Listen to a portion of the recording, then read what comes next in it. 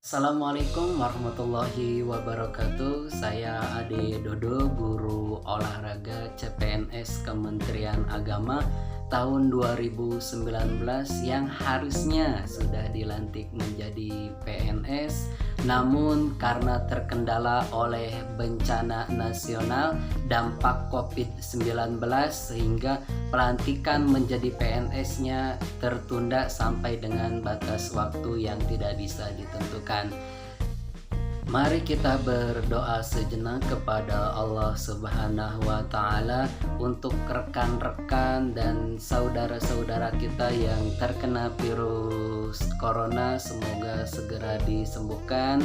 Semoga kita yang sekarang dalam keadaan sehat dijauhkan dari wabah virus corona ini, dan yang pastinya yang terpenting semoga wabah virus corona ini segera musnah di muka bumi ini.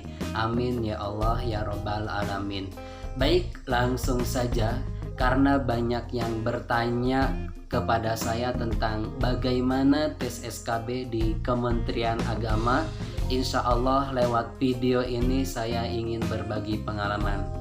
Tes SKB di Kementerian Agama itu ada 3 tes. Yang pertama psikotes dengan bobot nilainya 30%, kemudian tes unjuk kerja dengan bobot nilainya 35%, dan tes yang ketiga yaitu wawancara dengan bobot nilai 35%. Jika ditotalkan dari ketiga tes tersebut menjadi 100%. Untuk gambaran waktu tes tergantung dari daerahnya masing-masing, tapi sebagian besar itu dilaksanakan selama 3 hari. Hari yang pertama itu adalah tes psikotes, hari kedua dan hari ketiga wawancara dan praktek kerja.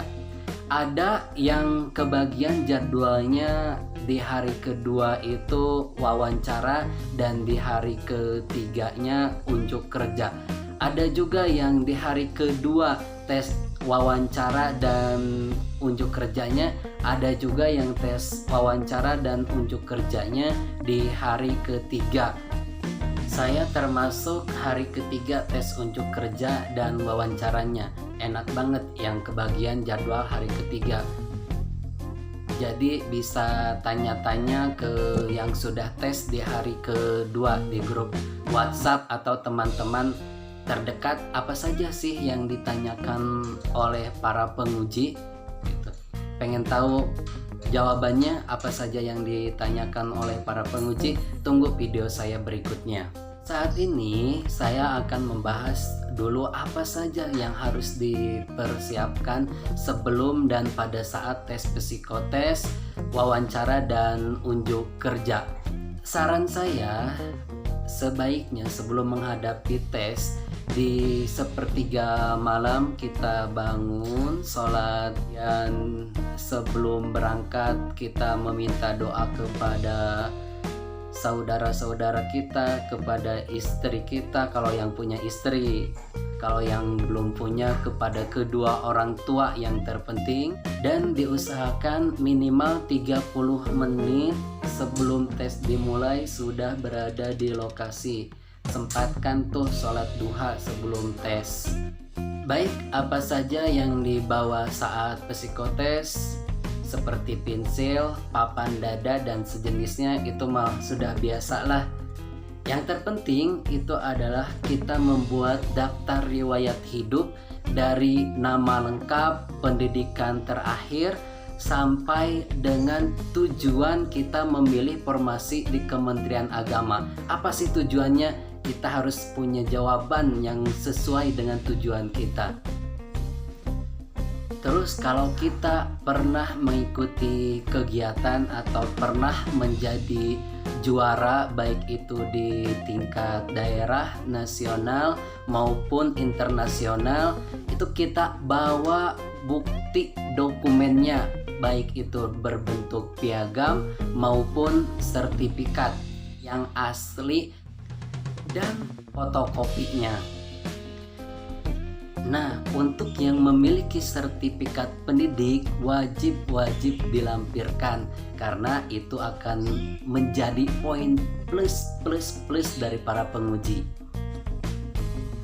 Selanjutnya, untuk tes kerja sebaiknya di rumah sudah membuat RPP yang paling kita kuasain materinya.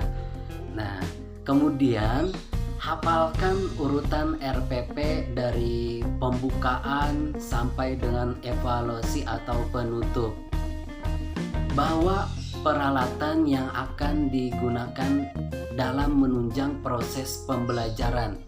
Misalnya waktu itu di RPP saya membuat pembelajaran bola besar.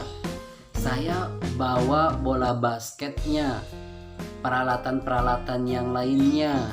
Yang lebih bagus peralatannya dimodifikasi karena itu pasti dapat nilai plus dari para penguji. Kemudian siapkan PowerPoint, video pembelajarannya, dan kita wajib membawa laptop. Selain itu, materi yang akan kita sampaikan kita masukkan juga ke dalam flashdisk.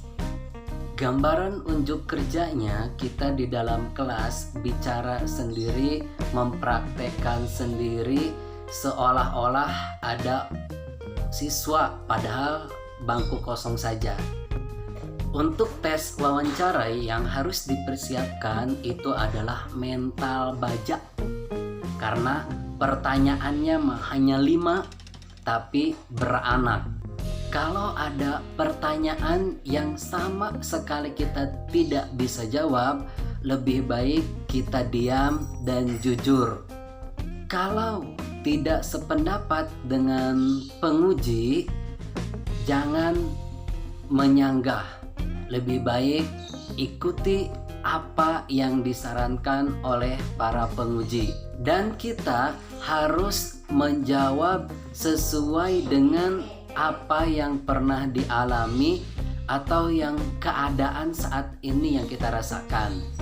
Oh iya, di wawancara itu bakalan dites hafalan Quran dan surat yang kita bacakan itu kita tulis. Nah, jadi persiapkan dari sekarang surat apa yang akan dibaca dan surat itu juga yang akan kita tulis. Itu saja dulu dari saya, jangan kemana-mana, stay at home sambil menunggu video berikutnya dari saya. Agar tidak ketinggalan video berikutnya dari saya, jangan lupa subscribe, like, dan ditunggu komentarnya. Terima kasih. Assalamualaikum warahmatullahi wabarakatuh.